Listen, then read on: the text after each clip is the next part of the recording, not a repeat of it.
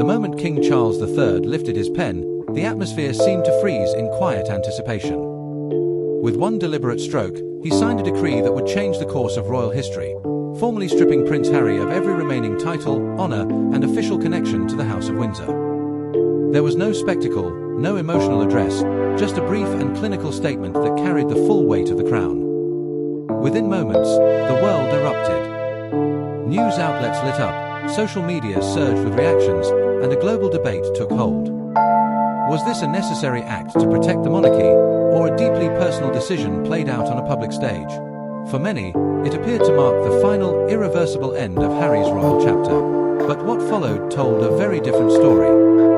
In the immediate aftermath, Harry and Meghan responded with unexpected restraint. Their statement was brief, composed, and carefully neutral, reaffirming their ongoing commitment to humanitarian work. There was no visible anger, no direct challenge to the palace's decision.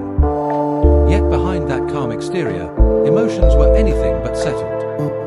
Meghan was reportedly deeply hurt, not by the loss of status itself, but by what it suggested, that she had influenced or exploited Harry's position for personal gain. Behind closed doors, discussions intensified, with legal advisors and public relations experts preparing strategies for a possible response that could reshape the narrative. Then came the moment no one anticipated. At the height of tension, Harry chose not to escalate but to pause.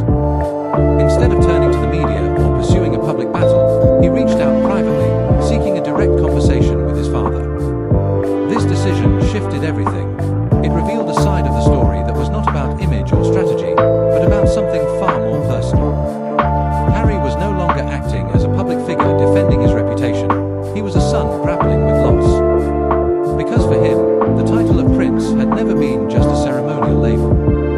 It was the foundation of his identity, shaping his sense of purpose and belonging from birth. Without it, he was left confronting a deeply unsettling question. Who is he without the role he had always known? Those closest to Harry described a noticeable change. Rather than anger, there was reflection. Rather than defiance, there was a quiet emotional reckoning.